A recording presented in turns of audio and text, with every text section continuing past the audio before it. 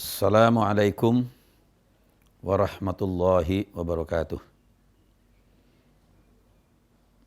Para mahasiswa dan mahasiswi yang kami cintai dan kami banggakan, dengan bersyukur kehadirat Allah atas rahmat dan karunia-Nya, alhamdulillah kita dapat melakukan kegiatan awal, kegiatan perdana kita dalam kuliah agama Islam.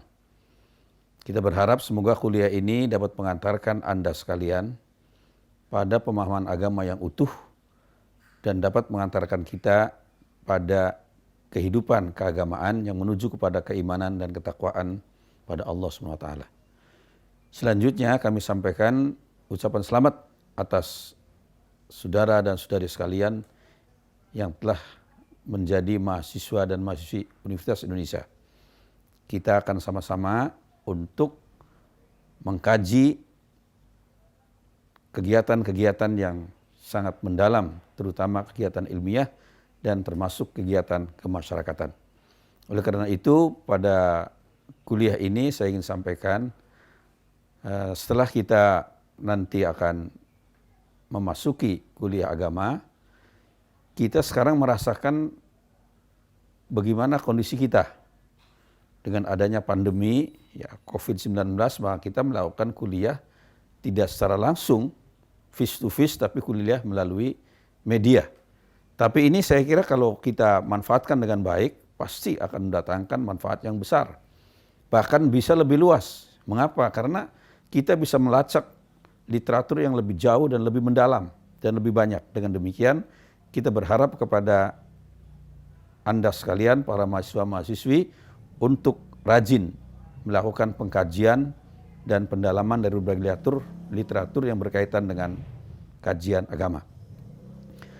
Yang berikutnya saya ingin sampaikan bahwa kuliah Islam ini atau kuliah agama ini akan mengantarkan kita bagaimana memahami agama secara lurus. Sebab dalam perkembangan terakhir ini ada dua kubu ekstrim. Yang pertama adalah kelompok literal yang sangat keras, yang memahami agama itu sangat rigid, kaku, keras, radikal. Radikal dalam arti yang sempit ya.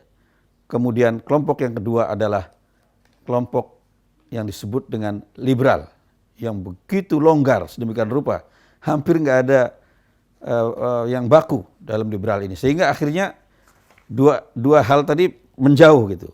Nah, bagaimana di UI kita kembangkan dalam kuliah agama, kita rangkul ini. Dua-duanya kita rangkul. Kemana pemahamannya? Menuju ummatan wasato. Umat pertengahan. Atau pemahaman yang moderat. Tidak ekstrim kepada literal dan tidak ekstrim pada liberal. Tapi kepada pemahaman Islam yang sungguhnya. Nah, ini yang akan kita kembangkan. Nah, dari sini maka kita akan melihat secara langsung. Kita ingin mengetahui bagaimana perkembangan pemahaman agama sekarang ini yang terjadi di kalangan anak-anak muda, terutama merambah anak-anak muda. Yang pertama saya sebut ada kelompok literal. Itu memahami agama sangat sempit, kaku, kemudian keras. Misalnya dalam memahami hadis, inna awwala ma yuhasabu bihil abdu yawmal qiyamah bisolatihi. Fa in solahat faqad aflaha wa anjaha. Fa in fasadat faqad khoba. Sesungguhnya orang itu diniat nanti di yaumil hisab dari solatnya. Kalau solatnya baik, baik semua. Kalau solatnya buruk, buruk semua. Jadi di sini menegaskan seolah-olah solat itu yang paling menentukan. Ya. Kemudian di hadis ini, hadisnya adalah riwayat Ibnu Majah, An-Nasa'i. Kemudian yang kedua, inna bainar rajuli wa bainas syirki wal kufri tarkus salat. Sehingga perbedaan antara kufur dengan seorang yang syirik dengan kufur adalah meninggalkan salat. Jadi seolah-olah di sini tegaskan kalau orang meninggalkan salat itu sudah syirik kufur. Nah, kemudian di hadis lain tegaskan al-ahdu bainal ladzi bainana wa bainahum as-shalah. Faman tarakaha faqad kafar. Perbedaan antara kita dengan mereka adalah sholat. Siapa meninggalkan sholat maka telah menjadi kafir. Nah inilah hadis-hadis seperti ini dipegang oleh kelompok literal yang keras tadi dengan pemahaman yang sempit. Nah sebetulnya kalau kita akan melihat, ya, ini nanti kita akan lihat pemahaman umatan wasat itu bagaimana. Nah sebaliknya kelompok-kelompok literal, ya, kelompok selain literal yang kita sebut tadi, kelompok liberal itu memahaminya sangat longgar. Misalnya mereka mengambil hadis, apa misalnya, ma min abdin qala la ilaha illallah ma ta'ala dzalika dakhalal jannah. Tidak seorang hamba pun yang mengucapkan la ilaha illallah kemudian dia meninggal masuk surga. Nah, di sini longgar sekali. Pokoknya orang baca syahadat, baca la ilaha illallah masuk surga gitu seolah-olah. Kalau tadi kan enggak sholat kafir. Nah, ini apapun pokoknya baca syahadat masuk surga. Kemudian hadis yang kedua adalah yang diriwayatkan dari salah seorang sahabat Nabi yang menjelaskan ketika Mu'adz bin Jabal ikut Rasulullah naik kendaraan bersama, itu Mu'adz dipanggil oleh Nabi, ya Mu'adz, wahai Mu'adz, kata Nabi, labbaik ya Rasulullah, kata Mu'adz. Kemudian beliau menjelaskan, ma min abdin, disebutkan di situ, ya, tiada seorang hamba pun yang yashhadu an la ilaha illallah wa anna Muhammadur Rasulullah illa harramahu 'alan nar. Kata Nabi, tidak ada seorang hamba pun yang mengucapkan syahadat la ilaha illallah Muhammadur Rasulullah kecuali orang itu diharamkan dari api neraka. Nah, inilah gambaran-gambaran yang digunakan oleh kelompok liberal tadi, ya. Kemudian fa inna Allah qad harrama 'alan nari man qala la ilaha illallah. Allah telah mengharamkan masuk neraka orang yang mengucapkan la ilaha illallah. Jadi inilah contohnya saya ingin sampaikan di sini. Yang satu begitu berat, keras, enggak sholat, kafir. Yang ini enggak ada masalah. Pokoknya syahadat masuk surga, syahadat masuk surga. Nah, inilah dua kubu tadi. Nah, bagaimana kita mengantarkan dari dua kelompok tadi kepada umatan wasato? Kita rangkul dua-duanya. Bagaimana pemahamannya? Pemahaman yang pertama tadi mengenai hadis tentang sholat tadi, itu sebetulnya bukan menyebutkan kafir dalam arti dia non-muslim, bukan. Kafir dalam arti mengingkari salah satu kewajiban agama. Nah, jadi term kafir dalam Islam itu, dalam Quran itu bisa ada 4 macam. Kafir itu. Yang pertama kafirun biwujudillah, kafir terhadap wujudnya Allah. Eksistensi Tuhan, itu namanya ateis. Kafirun biwujudillah itu ateis, mengingkari adanya Allah. Yang kedua kafirun biwahdaniyatillah, kafir terhadap keesaan Allah, itu namanya musyrik. Yang ketiga kafirun birisalati Muhammadin, kafir terhadap risalah Nabi Muhammad, itu ahlul kitab. Ya, orang Yahudi Nasrani itu ahlul kitab. Yang keempat kafirun bini'amillah, kafir terhadap nikmat Allah, itu disebut kafir juga. Ya, jadi meskipun dia muslim tapi mengingkari nikmat Allah disebut kafir. Nah, jadi itu pengertian kafir itu sebetulnya sangat luas, ada 4 macam paling minimal di Al-Quran itu. Nah, ini beberapa ayat kita sebutkan itu, ya, mengenai pengertian itu. Misalnya, wa daraballahu masalan qaryatan kanat aminatan mutmainnah ya'tiha rizquha ragadan min kulli makan fa kafarat bi an'amillah. Nah, inilah perumpamaan. Ya, ada suatu negeri, suatu umat yang sangat memperoleh karunia yang luar biasa, ya, hidupnya tenang, tapi kemudian mereka kafir terhadap nikmat-nikmat Allah. Nah, ini juga disebut kafir di Quran. Nah, jadi karena itu kafir tadi sesungguhnya adalah bukan kafir dalam arti non-muslim. Nah, pemahaman dari umatan wasato ini, ya, kita kembangkan bahwa dari dua kelompok tadi kita memahaminya tidak secara literal, tidak secara letterlek, tapi kita secara luas. Nah, maksud dari yang pemahaman tadi bahwa setiap orang yang mengucapkan syahadat masuk surga, artinya dia melaksanakan dari syahadat itu apa? Ya, taat, tunduk pada Allah. Syahadat itu artinya kan orang yang pasrah menyerahkan diri pada Allah. Nah, jadi kalau orang sudah syahadat pasti sholat. Kalau syahadatnya benar pasti zakat. Kalau syahadatnya benar pasti siam dan seterusnya. Jadi artinya nggak ada masalah. Kalau memang dia bersyahadat tapi melaksanakan ajaran agama, ya memang itulah balasan dari Allah SWT memperoleh surga. Nah, sebaliknya kalau orang ini melaksanakan tidak melaksanakan sebagian ajaran agama, ya dia itu dosa. ya, termasuk orang muslim asi, muslim yang berdosa, misalnya nggak sholat, tapi kalau dia bertobat kemudian dia akan itu. Nah, maka pemahaman ini kita tarik ke tengah kepada umatan wasato, ya, yang apa pedomannya? Yang pertama adalah tawazun, seimbang, tidak berat sebelah, tawazun itu pertama. Yang kedua pemahamannya adalah i'tidal, lurus, adil. Ya. Kemudian yang ketiga adalah tasamuh. Ya, tasamuh itu tolerans. Ya, jadi itu yang kita akan kembangkan dalam kuliah di UI ini. Ya, jadi saya ulangi, yang pertama dengan cara pemahaman ayat maupun hadis atau as-sunnah dengan lurus, ya. Kemudian tawazun, seimbang, ya. Kemudian tawasud, ambil jalan tengah, moderat, tawasud namanya.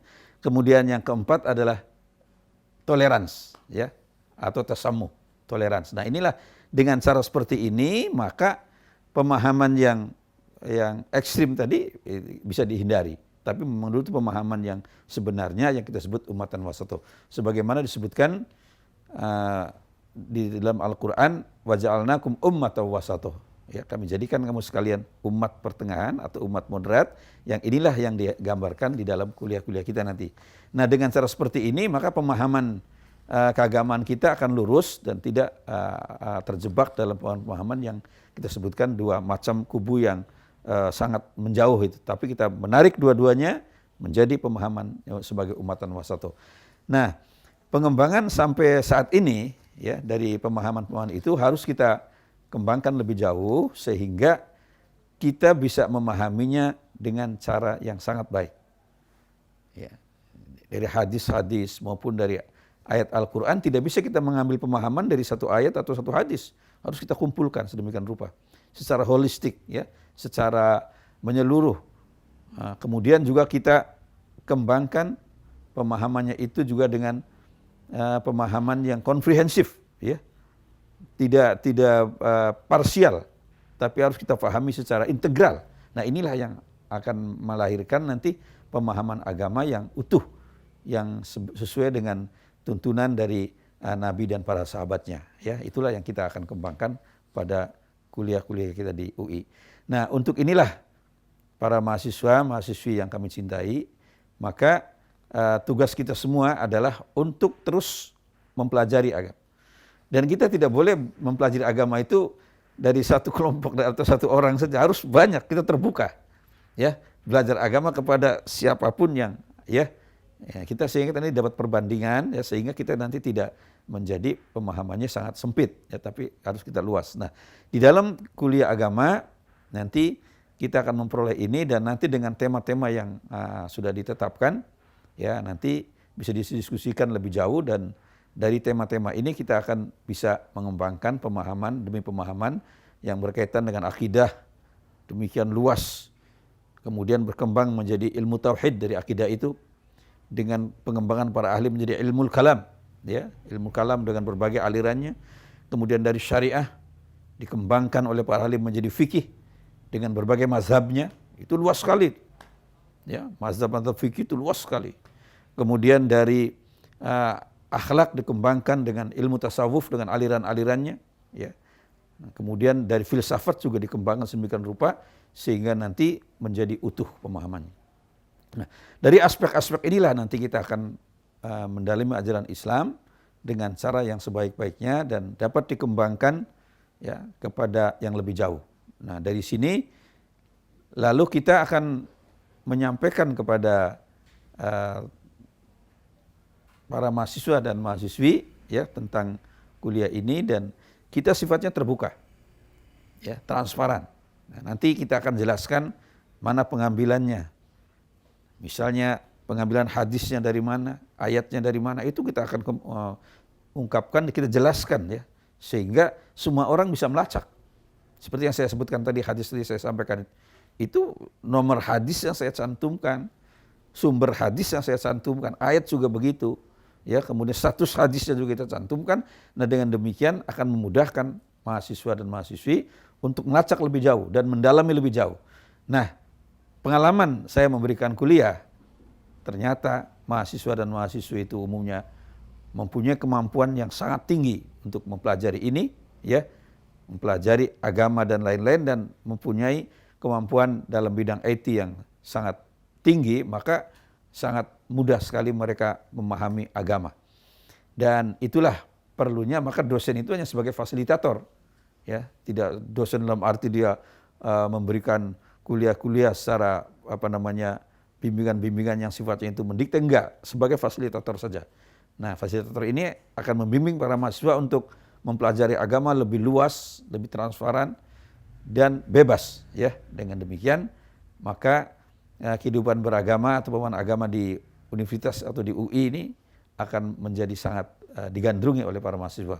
Ini kita lihat dalam kuliah-kuliah agama yang saya alami, itu banyak mahasiswa yang merasa sangat senang mempelajari kuliah ini, ya, karena kita berikan pada mereka itu, ya, pelajaran-pelajaran yang sangat transparan, ya, dan pengambilan-pengambilan dari sumbernya juga demikian, ya, kita ungkapkan secara jelas. Demikian juga pemahamannya tadi kita ungkapkan secara jelas, sehingga nanti akan mengantarkan mahasiswa kepada pemahaman yang umatan wasato tadi. Ya, jadi umatan wasato, saya ulangi, itu cirinya itu yang pertama pemahamannya adalah tawassut, pertengahan. Tidak ekstrim ke literal atau ekstrim ke liberal, tapi tawassut, pertengahan, moderat. Yang kedua tawazun, seimbang. Ya, pemahamannya seimbang, tidak berat sebelah. Ya. Kemudian yang ketiga adalah i'tidal, lurus. Ya. Tidak memasukkan unsur-unsur lain dalam agamanya agama, gitu, ya. Kemudian yang keempat adalah tasamuh. Tasamuh ini bukan semata-mata tasamuh dengan kelompok agama lain, antara kita juga, ya, antara umat Islam ada tasamuh yang perlu dikembangkan, sehingga tidak ada di antara kita itu pemahaman atau hal-hal yang menjadikan friksi-friksi yang nggak sehat dalam kalangan kita. Maka ada tasamuh, kalau ada perbedaan, oke, nggak ada masalah. Ya, itu pemahaman kami, itu pemahaman Anda, silahkan. Ya. Kemudian dengan lain agama juga begitu, kita tasamuh juga, toleransi juga, sehingga tidak ada hal-hal yang menjadikan kita ini saling terhenti atau saling terkotak-kotak, ya. Kita tetap bergaul dan lain sebagainya menurut keyakinan masing-masing, itu dipersilahkan supaya berjalan dengan baik. Inilah yang ingin kami kembangkan dalam kuliah agama di Universitas Indonesia. Kita berharap semoga aktivitas kuliah ini dapat mengantarkan mahasiswa kepada pemahaman yang utuh dan mendalam dari ajaran agama dan dapat dipraktekkan dalam kehidupan sehari-hari. Amin ya rabbal alamin. Demikian, mohon maaf apabila ada kekhilafan dan kekurangan. Wassalamualaikum warahmatullahi wabarakatuh.